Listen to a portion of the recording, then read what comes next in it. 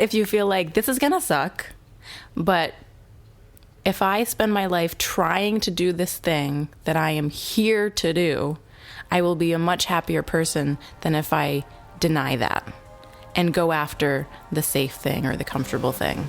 Because you're not going to control it either way. So why not try doing the thing that you feel called to do?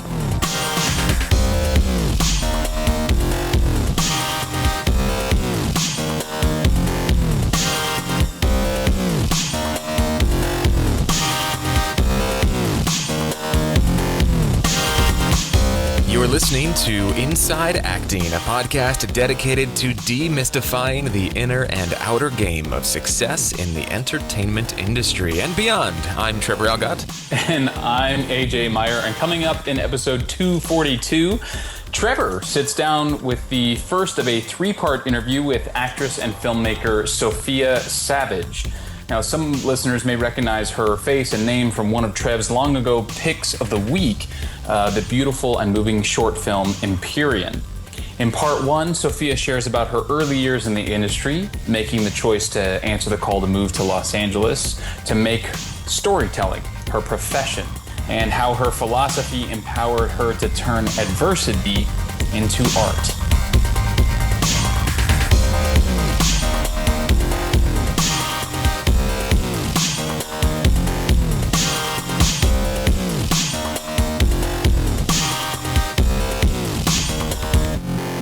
Support for this episode of Inside Acting comes from VO2GoGo.com, the award-winning voiceover training system and winner of Backstage's Reader's Choice Award for Best Voiceover Training 4 years in a row.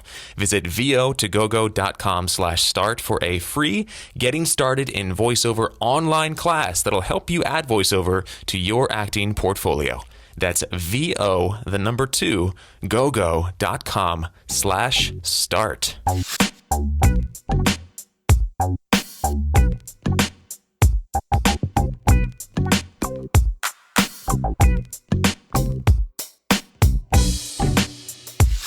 Hey Trev, what's up, buddy? Hey dude, how are you?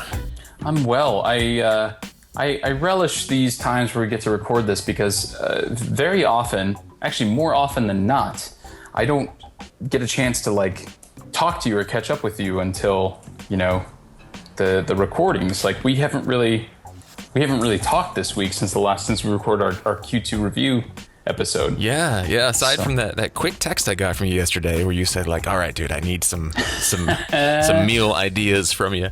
Yeah. So we'll have to definitely talk about that. But I like it too, man. This is our time of the week to connect and sort of mini mastermind and be part of the community. So I really dig it too. Yeah. Cool. Well, let's jump into the episode. So before we get started, or as we get started, we have a pretty cool message from a listener that we wanted to share. This is really awesome. This is potentially life-changing stuff. So we wanted to read this here on the air. So it goes like this. We've all had that moment, that defining moment that completely changed our lives. That moment when we listened to our intuition and made that one choice that brought us to where we are right now.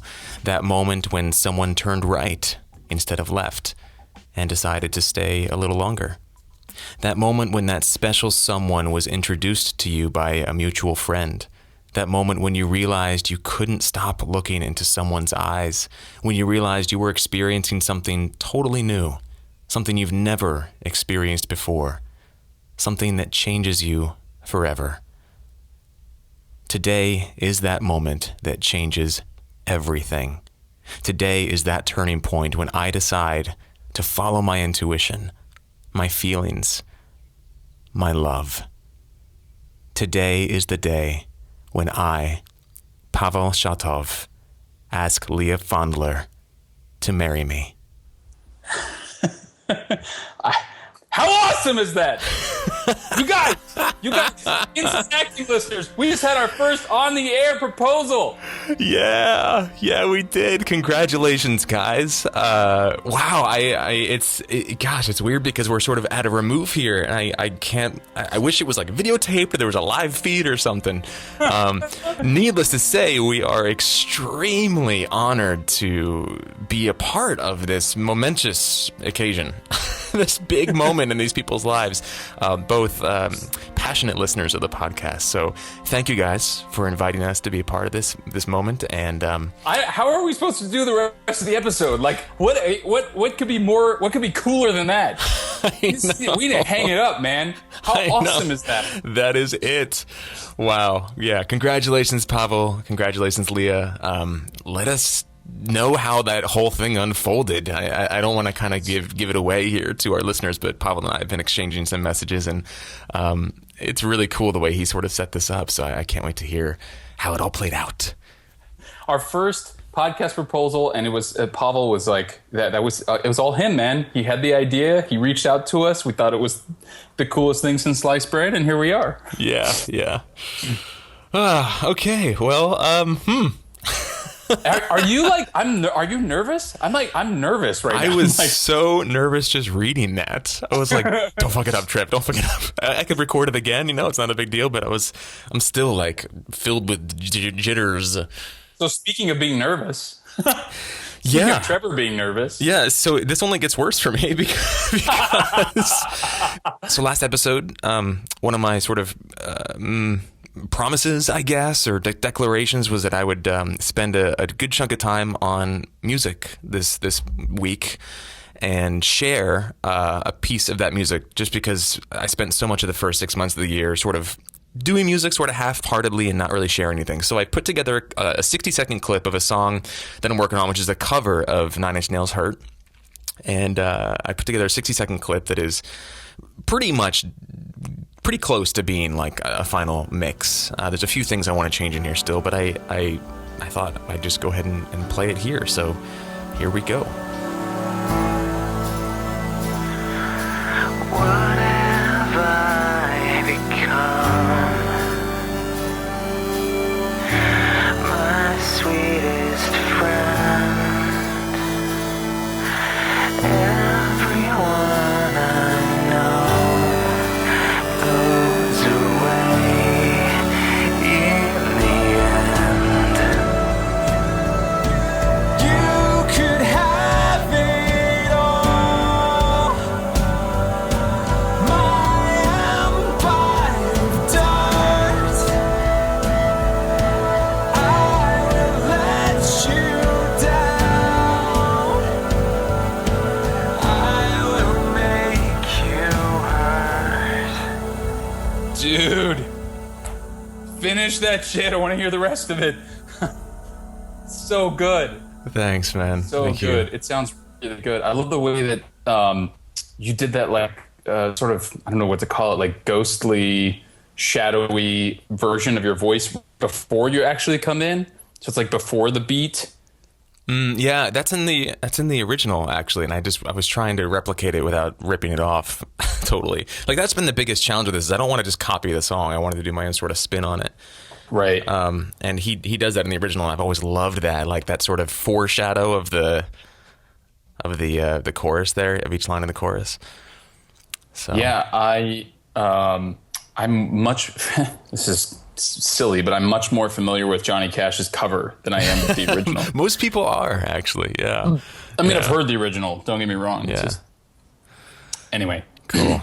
Well, dude, congratulations. Thanks so much. I got to get over this, which is why I want to kind of continue to do this kind of thing, continue to share this kind of thing. And so thank you for listening. Thank you, listeners, for unwittingly holding me accountable and listening to that 60-second clip of the song. Next week, here's my declaration for next week. Next week, I will have the song complete in full. It'll be fully mixed, completed, everything's done, and I'll have a link that I can share with everybody if they ask me for it. So, or maybe I'll just put it in the show notes or something. But that's coming next week. So that's my declaration. I'm gonna continue this momentum here. We need to start using our listeners for accountability.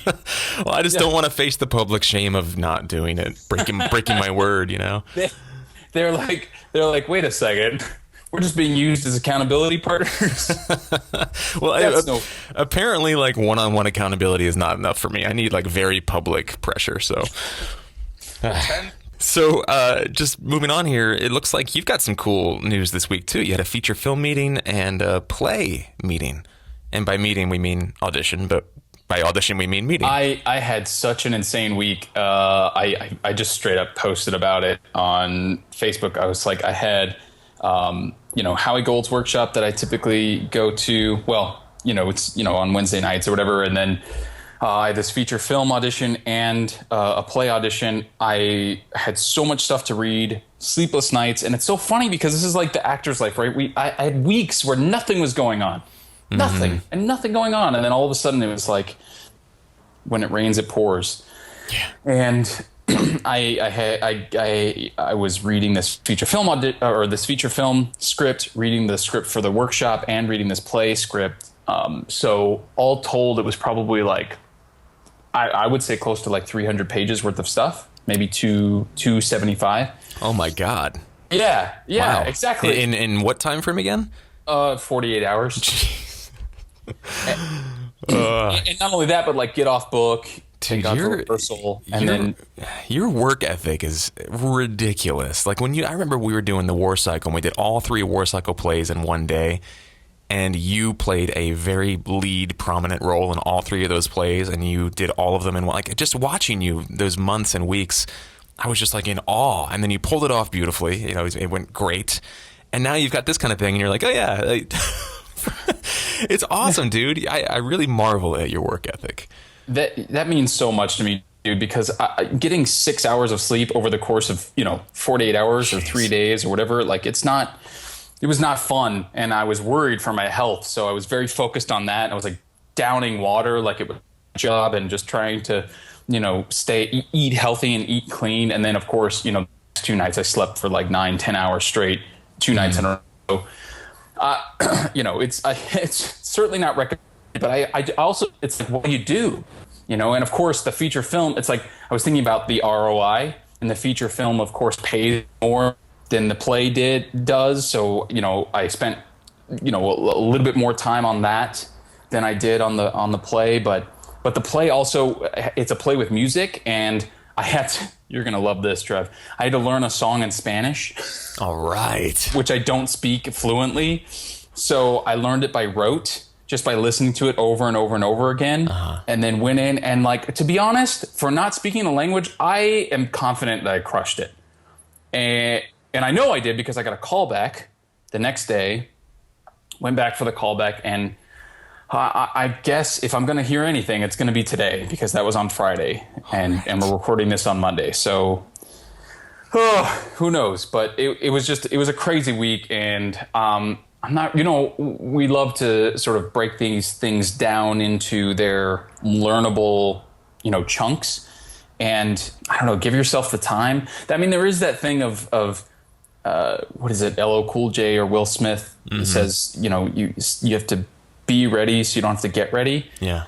But I don't know how I would have gotten ready. It's like, speak Spanish, like listen to ranchera music on during your free time. I don't know that there would have been anything I could have done to be ready for this, but. Well, I was thinking of both of those guys actually as you were telling this story, and I think they both have something unique to share. I mean, number one, Will Smith talks about, and he's one of the most inspiring human beings on the planet, and he talks about just like, there are a lot of guys who are, better looking than me, more talented, better connections, like whatever, but nobody will outwork me. I will always work harder than anybody in this industry. And then LL Cool J as well, just saying, yeah, like you said, I like to be ready so I don't have to get ready. But I think that in this case, okay, oops, I wasn't fluent in Spanish. I was a bad actor, right? But I think that the sort of how you can be ready, like the way you were ready and constantly are ready, is that your brain is constantly in that place of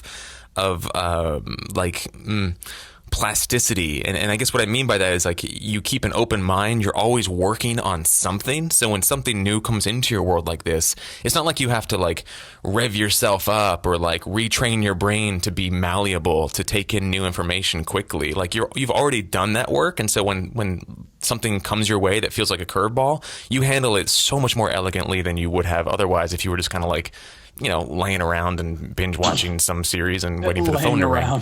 You know what I mean? Like, I think there's a lot to be said for how you live your life. Thank you for saying that, because I did actually have, it's really funny that you bring that up, because I did have that moment where I was sitting there learning the lines for the scenes of the two meetings and thinking to myself, man, I hope this doesn't get harder as time goes on, because my brain just biologically gets less and less malleable just by virtue of age. Yeah, I've had that same thought too. Yeah. But that's cool that, I mean, it's nice to hear you say that and to think like, oh, it wasn't as hard as it could have been. Because you've talked to actors who are like, oh man, it's so hard for me to get off book, or like people who, I'll use your word, marvel at how quickly, you know, someone like Ben or myself can get off book. We helped each other put our film auditions on tape. His was for a series lead and mine was for a huge feature film. Awesome. And you know, we're both sitting there like going over the lines over and over and over again. And we both basically did it off book. And I was so grateful in that moment. And his brain sort of works the same in that way. And we were both just commenting on how grateful we were, because we know plenty of people that can't do it that quickly. Mm-hmm. So yeah, thank goodness for a malleable brain. I pray it stays that way. Yeah, well, I think the more you continue to live a life that requires a malleable brain, the longer it will stay that way. I mean, I think that's such a huge part of your continued success, yours and Ben's and everybody that we know who's just grinding every day, even when there's nothing going on. You're still finding a way to sort of stay engaged, stay plugged in, keep your brain on its toes, keep your heart on its toes, you know, feel the feelings and experience things. So kudos, I guess, is what I'm saying.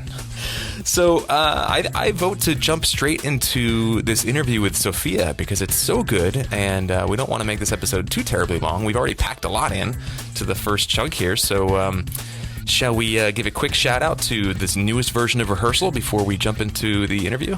Yeah, I was going to say, speaking of learning lines, this episode of Inside Acting is brought to you by Rehearsal Pro, which has been helping me learn my lines. It is the newest version of Rehearsal, the essential app for actors, and it is, as many of our listeners know who are caught up on the podcast, finally available in the iTunes App Store.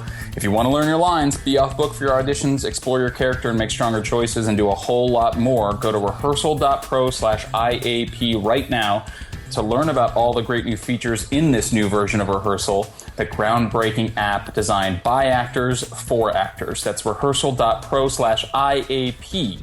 Rehearsal Pro, the app for actors. Awesome. All right. So if you don't have that app yet, go get it. Get it. It will be a big plus to your career in life. All right, cool. Let's jump into part one of this interview with Sophia. I love Sophia. She's awesome, extremely talented, and sweet, giving, kind soul with a lot of just authentic experience and wisdom to share. So enjoy this first part, guys. My cat's meowing a bit in the first part there, so sorry about that. We'll see you on the other side.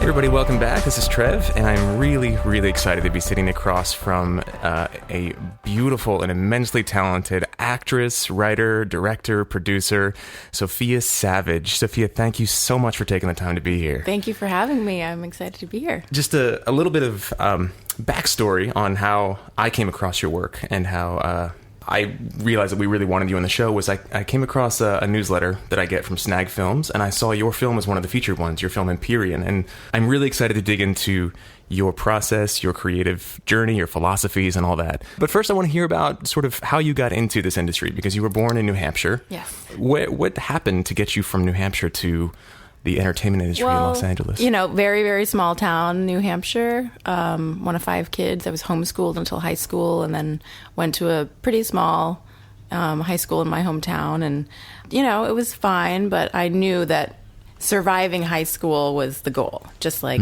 survive, get good grades, get a scholarship so I can go to college and like get out.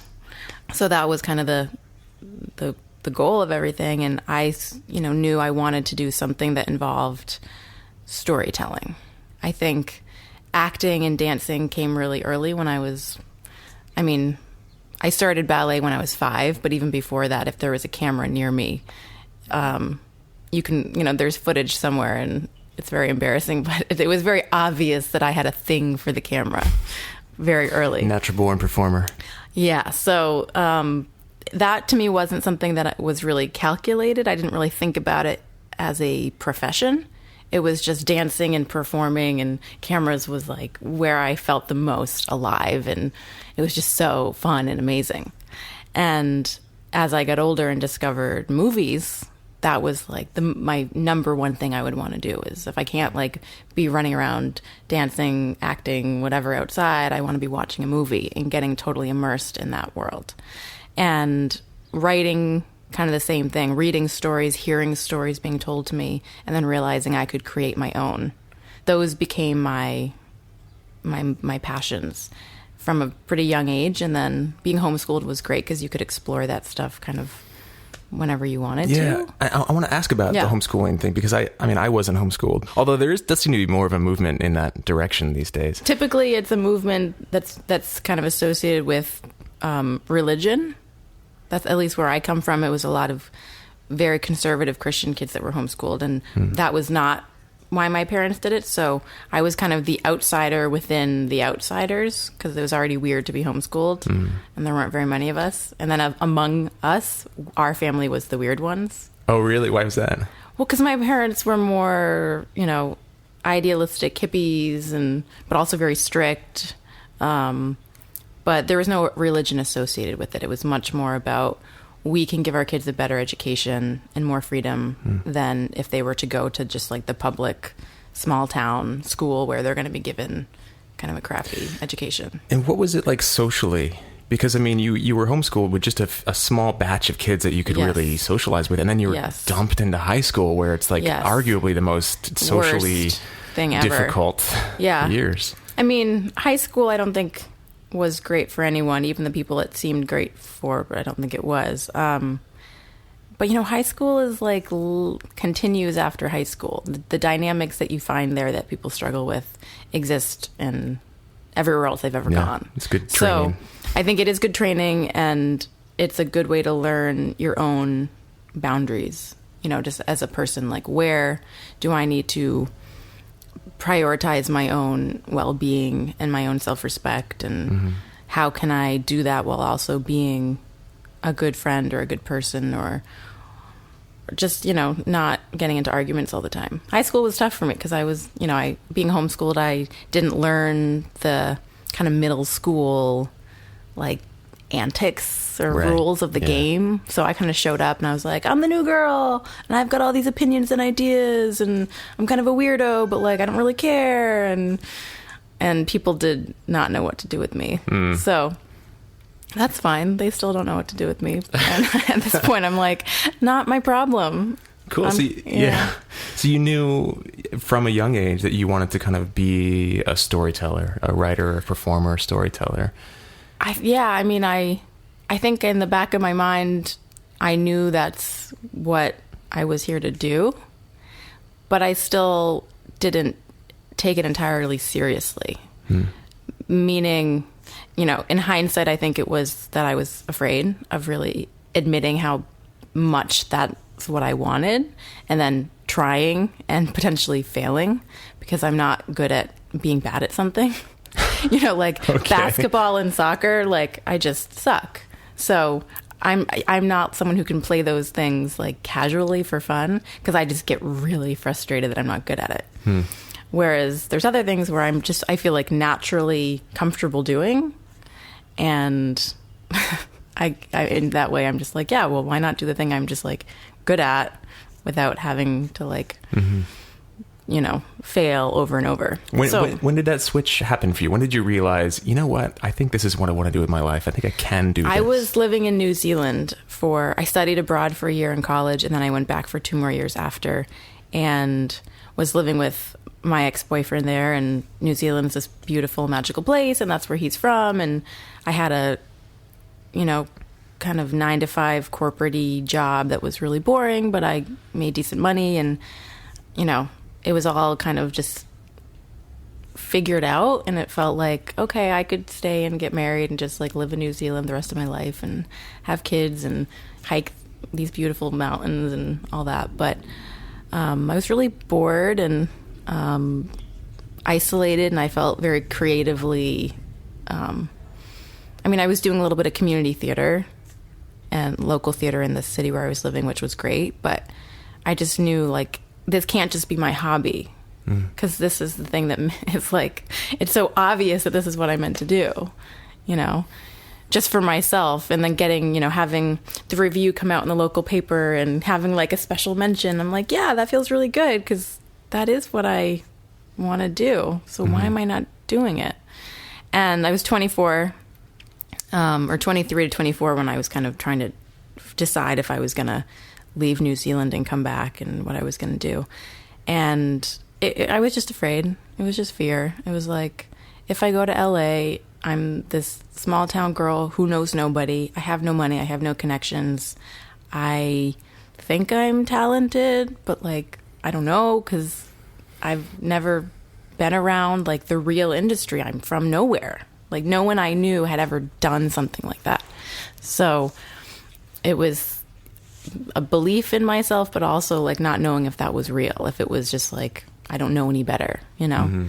So there was fear of going to LA and making a fool of myself, I guess, or finding out like I'm not talented and special and I'm not good enough to be here. And I think the same stuff that everyone struggles with, you know, it's you have, I think if you're listening to your intuition, a lot of people have this sense of like, of knowing, of like, this is what I'm meant to do. Even if I fail, doesn't matter, because it's what I'm here to do, or at least try to do. And then there's the fear of like, but can I? And what if it doesn't work out? And it's all unknown, and there is no right way to do it, and it's not a formula. It's just not how it works. Yeah. What was the thing that put you over the edge and said, you know, yeah, I'm going to do this? Well, I don't know if I said it out loud, but I had this checklist in my mind of like things that need to happen so that I can finally just like buy a plane ticket home and move to LA. It wasn't like move back home to New Hampshire. It was like, I live in New Zealand, and if I either stay here or I go to LA and like do this for real. The final thing that needed to happen after just acknowledging I was unhappy, acknowledging that as much as I loved my boyfriend, it wasn't meant to be forever. It was like, it's great, but it's time to go for both of us. We're too young to be this settled and complacent. That's how I felt. And then Obama needed to win. So he did. This is 8 years ago we're talking about.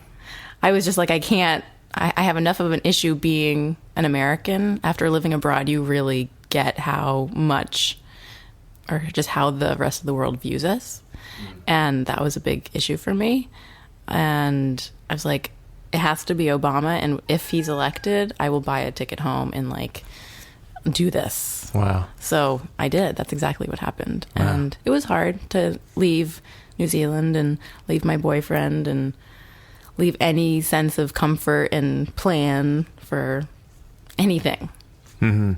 So you came out to LA not knowing anybody or having any real connections? I knew a friend of a friend and a friend who had graduated from college a couple years before me. Kind of like two people I kind of knew, kind of was friends with, but not really. Yeah. But that was, I mean, even that was great, because it was like, I don't really know you, but I'm going to need to sleep on your couch. Yeah. And both of these women I'm friends with still. So that, even though it wasn't like a connection or a best friend, it was something, which for me made a big difference. Yeah. It was the same thing for me. I just had a friend of a friend that I went to high school with, and I just kind of like emailed her and was like, can I sleep on your couch for like 2 weeks? Yeah. And God, if I hadn't had that, I honestly don't know if I would have ever made the move. Yeah. I think people, maybe everywhere, but especially in LA, kind of know that people risk a lot when they come here. Yeah. And just offering someone a couch can be the difference between, I don't know if it's life or death, but like trying or not trying. Yeah. And I yeah. think the gift of like, here's somewhere to crash so that you can try is big. Here you go. Everybody listening, make sure you pay it forward. Yeah. Anybody you hear that needs a couch. A couch, or Be even that just person. like the right words delivered in Yeah. the right way. Yeah. You never know what someone else is going through and what they need to hear to kind of make it through to the next thing, whatever it is. Yeah. So did you have savings? What were those early years like? Did you have savings? What were your early jobs? Oh man. Okay. So I'll try to explain my first year in briefly. I had been working in New Zealand, but at the time the exchange rate was very much not in favor of coming back to the States with a foreign currency. I had been paying off student loans and came with like a little bit of money, but not much. And long story short, within maybe a month or two, I moved into a house with like a bunch of different people. And by the end of my first year, I had been robbed by my roommate. Wow. Here in LA. Oh, yes. He has never paid me back. Wow. Not a good person. Is that a story worth telling on the show, or? I mean, he was a crazy photographer who was used to having pretty girls throw themselves at him, and I was working 3 different jobs 7 days a week, and he was apparently, I learned, in his like high rages that he was very offended by me thinking I was too cool to hang out with him and not kind of be one of his girls. And I was like, dude, like all I do is work, and I come home and like do my laundry and sleep, and I don't know you anything, and you're crazy. And then the house was then in foreclosure, and he was like renting out rooms to models and asking me for hundreds of dollars to pay utilities, which was totally insane. And then he was threatening to, if I don't give him X number of dollars, then I'm going to be sorry. And Wow. at some point I come home from work and my room was emptied out. No way. He had stolen, I had just bought a new bed. I had a chair and a desk, not much, but I had started to get stuff to live and start a life here. And the furniture was all gone, and he had put all my sweaters and warm clothes from a drawer into a cardboard box and threw dirt and dish soap all over. It was nuts. Wow. Nuts. Wow. And he took off to Milan, and I haven't seen him since, but a year later he found me on Facebook and wrote this apology asking for forgiveness, and I was like, you can give me $3,000 to replace everything you stole. Wow. or nothing, but I'm not going to forgive you. Wow. Anyways, that happened. Before that happened, I was hit by a car. I had a Vespa. I was hit by a car for the first of 3 times over 4 years. And a couple months after that whole being robbed thing, I think I was resettled. I got my own apartment, and my dad got diagnosed with brain cancer, and within 3 months was gone. That was all within the first 14 months of being in LA. Jeez. I'm probably forgetting stuff, but those are kind of the highlights. Highlight reel is robbed, hit by car, lose your father. Yeah. There's- And how long have you been in LA now? It was 7 years in February. Wow. So over 7 years. So I feel like a lot of people, if they experience what you've experienced, they would just kind of be like, it wasn't meant to be. Some higher power is trying to tell me something. I was telling the story to someone else the other day, and I was kind of I am really hard on myself, and I was having kind of a moment of not being hard on myself, and I was thinking back to my first year, and I was like, is that normal? Or is that's kind of a lot to happen in 1 year when you're 24, 25 years old, working 3 jobs, going to acting school, trying to get like, in addition to all that stuff, which was also happening, it was like this personal life stuff, this being robbed, hit by, it was just like a lot. But at no time did I take it as a sign that I wasn't meant to be here. And I do believe in signs. Like, I definitely will make decisions based on like signs that I see, but that's not what those were to me. It was more it really made me grow up. Like, I was always very independent. I had been working jobs since I was 12. So I was used to working and kind of being a trooper, but that matured me emotionally in a way that I can't even, until you lose a parent, I can't even describe what it does. And it still does. It's like, it doesn't go away. It just kind of changes over time. So I'm grateful for it because I feel like I have this whole different level of just seeing things, and things really can't get worse after that. You've been there. Stuff happens. Yeah. And I remember moments of like being in LA after my dad passed and feeling like I have no support system here. Like, and my boss was at the time horrible to me, and it was just really challenging. And I was like, I just have to keep going through the motions for a while. Like, just keep going to work, keep going outside and hiking, getting fresh air, keep feeding myself well, keep going to acting school, keep writing, just keep doing all the things I was doing. I was like, at some point, I'm going to start to feel okay again. And that's just what I did. Because the alternative was like, throw a pity party, make bad decisions, move back home. Like, And then those always weren't regret. options for me. They just weren't options. There was nowhere else to go. It was like, it took a lot of courage to get here, and the universe is testing me, I guess, and seeing how tough I am. And I did not say uncle. Like I that. still haven't. Yeah. Maybe I should have, but it's just, I don't see it as an option. I feel like there are people that see signs and people that see tests. These were tests. Yeah. And I Yeah. think that's an awesome thing. And also, it sounds like you didn't really have, a lot of people talk about, you come out to LA, you got to have a backup plan. Like my grandmother, I love her to pieces. Always used to tell me, you got to have a backup plan. Maybe you can be a teacher or something like that. And Well, the logical mind yes, likes those things. I have plans. I have systems, routines. I am in control of everything, and everything's going to be fine and work out exactly as I plan. Yeah. And that is not how the world works. We like to think that's how it works. We've created highways with lines on them, and houses that are squares, and lines at the checkout, and like there's all these things that make it seem like there's rules, but there aren't. Yeah. There really aren't. We just all agree to follow a lot of these things because it's better than complete chaos and killing each other. Exactly. I had an epiphany a little while ago where I realized that everything in the world is the way it is because enough of us said, yeah, okay, Agreed. that works. It's only because That's we agree it. to the whatever that illusion is. Like green means go because enough people were like, yeah, I think that sounds about right.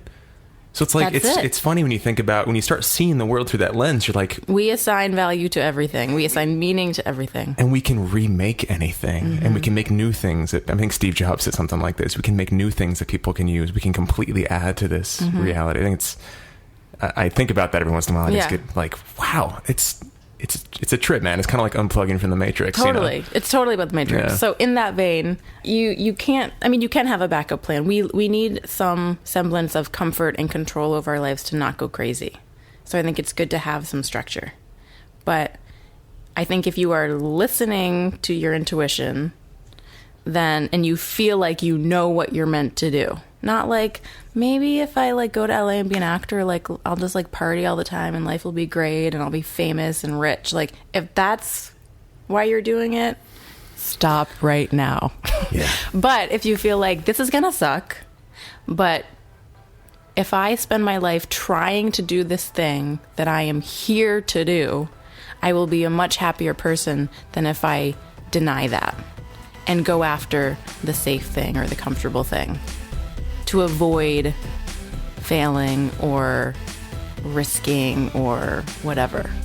because you're not going to control it either way. So why not try doing the thing that you feel called to do?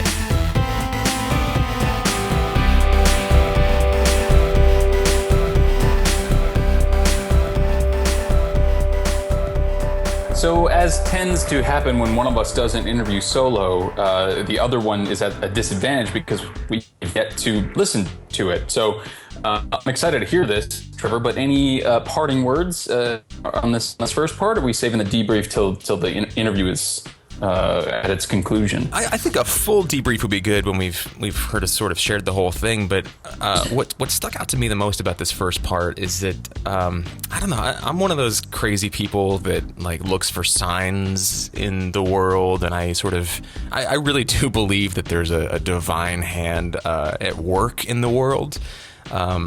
Not necessarily changing or tweaking or influencing things, but encouraging and guiding each of us to move into meaningful work that is going to positively benefit the world. And we talked in the interview, as you just heard, a little bit about like seeing signs or calls to action or even calls to abandonment versus seeing tests. Like the universe or God or whatever you'd like to call it, basically putting something into your life experience to say, if you want it, this is the price you've got to pay. As I'm speaking this out loud, I'm feel like I'm not quite putting it quite right, or I'm overanalyzing it or something, but I really value the way that Sophia sees this. I mean, as you heard, she went through quite a bit in her first 18 months or so in LA. And when we had that thing, I said, sign or test? And she was like, I never questioned that I wasn't supposed to be doing what I'm doing. It was just another step on the journey. And it was part of the price I had to pay to continue on my journey here. And I love that she turned it into art. And if you haven't seen Empyrean, if you're listening to this and you haven't seen her short film Empyrean, or if you haven't seen her newest short film, Total Moon, check both of them out on her website. There's a link on the show notes for this episode. They're awesome. They're so good. They're exactly the kind of films that I would like to make someday. So check them out and then get ready for part 2 coming next week. Awesome. Yeah. All right. So what is your pick this week? You alluded to this last week. Yeah, so my pick, it's kind of a tool pick, and I think what will end up happening is I'll have more picks of the week that come from this website. But my pick of the week is this website called Sounds True. They're at soundstrue.com. The link in the show notes is soundstrue.com/store because it lists all of the different things that are available on their website. But I found them because I actually borrowed compact discs. You remember those things? CDs from Ben Whitehair, actually, of Brene Brown's Men, Women, and Worthiness, which is available on Sounds True, and that's my sort of co-pick of the week. And the new car that Jasmine and I got that we drove up to Tahoe in has a CD player in it, of all things. That's so weird. We put the CD into the little slot. People are going to be listening to this very podcast in 20 years and be like, what is a CD? Anyway. A casting director? What? Yeah, exactly. We listened to it on the way up, and it was fantastic. It was really beautiful. We both had breakthroughs and realizations about ourselves, about each other, about our relationship. It was really fantastic. So that's Brene Brown's Men, Women, and Worthiness. And Sounds True is basically like, if you think about, the best way I can describe it is like audiobooks meets TED Talks meets Super Soul Sunday. Oh, yes. It's yes, all people of the Oprah, Brene Brown ilk who have put together like these what they call sessions, because they're not really books that they've written. They're sessions. They're like almost these miniature workshops. And they're all available on Sounds True. So if you're looking to expand your horizons in some domain of your life, whether it's in vulnerability, in abundance, in creativity, and confidence, I'm sure there's something on Sounds True that would speak to you. And so I think it's a wealth of knowledge and wisdom. The difference being that wisdom, I feel like, is more related to the soulful side of our being rather than knowledge being sort of the intellectual side of our being. Awesome. Okay, cool. I am definitely going to check that out. Yeah, you would dig it, Trev. It's definitely up your alley. Okay, sweet. All right. Well, to complement that, my pick of the week is a book called The Kind Diet by Alicia Silverstone. Many of our listeners have probably heard about this or have it. It came out a few years ago. I've been doing the vegan thing for 7+ months now, feeling great. And I kind of thought I knew a lot about it. And my brother's girlfriend, we were talking when she was over here not too long ago, and she's like, I'll bring you some books. I've got a lot of books you might be interested in. And I was like, okay, cool. So she brought over this book, The Kind Diet, among a few others. And I kind of paged through it, and I was like, okay, this looks like a sort of another book that's more of the same type of, here's how to eat well in a plant-based diet from a celebrity. And then for the few days after, I just kept looking through it, and it's really like in-depth, high-quality stuff. Alicia has a wonderful heart and a wonderful way of communicating. And the way the book is broken down, it's broken down into like a beginner, intermediate, and advanced sort of section. She has different words for it. But she goes into some foods and stuff that I've never even heard of. And she talks about different like sort of food combinations and effects on the body and environment and macrobiotic type diet stuff. And I was just like, wow. And some of the recipes look awesome. The photography is beautiful. And I was really kind of caught off guard by how great this book is. So if you are at all interested in cooking and a plant-based diet and learning more about macrobiotic diets and this kind of thing, it's pretty cool. The Kind Diet by Alicia Silverstone, and there's a link to that on our website. Awesome. Yeah, I was really surprised, really pleasantly surprised. That's great. Yeah. We've also got a team pick this week from our production coordinator, Jen Levin. I actually use this. It's a website called tvline.com. And Jen writes, they have been my go-to source for TV information since they launched, and they are awesome! ! Each year during the upfronts, they post information as it comes in. So I was thinking this kind of reminds me of blogs like Engadget and stuff that cover like the Apple live events, except they're covering the upfronts and posting about them. And they have all of the upcoming fall TV schedules. And then there's a link to Fox, to ABC, NBC, CBS, CW. And I actually used this because when I went in and had my meeting with the head of casting, or what is her manager of casting for CBS Studios, I wanted to know what was on their lineup. So we got this pick from Jen right before that meeting, and I looked it up, and it was super helpful to have something valuable to talk about in that meeting. So awesome. Really, really cool. She also writes, I use these trailers to start my TV show research so I can combine what I find on IMDb to create a bit of a fact sheet for the upcoming show, so I'm ready to take notes on them when they premiere.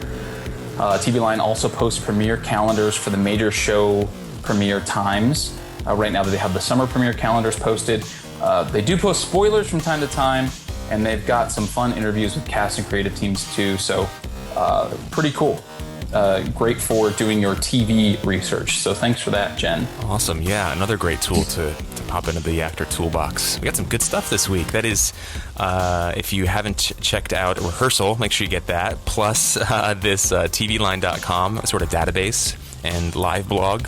And then get busy with SoundsTrue.com and specifically the Brene Brown program, Men, Women, and Worthiness, and then get your healthy eating on with The Kind Diet by Alicia Silverstone. Links to all of those things in the show notes on our website for this episode. What a cool episode! Seriously, we made podcast history, inside acting history this episode in many ways, but definitely, man, being part of a marriage proposal is one of the coolest experiences of my life to date. Can't wait to hear the sort of play-by-play of how that went. That I just keep imagining it in my head. Her listening and him standing there, having the ring in his pocket, and it's so cool. That's so cool. Congratulations. Yeah. All right, well, today's episode of Inside Acting was produced and co-hosted by me, Trevor Algott, and AJ Meyer. Jen Levin is our production coordinator. Gudali Gubarek is our marketing and web director. Deborah Smith is our community manager. Timothy Patrick Waterman is our director of public relations. Trevor Algott, that's me, edited and mixed today's episode and composed our theme and interview music, and Fern Lim designed our logo. You can sign up for our weekly email dispatch and listen to all of our episodes at our website, insideacting.net. You can also find us on Twitter, Instagram, YouTube, Facebook, SoundCloud, Stitcher, and iTunes. Wow, what a list.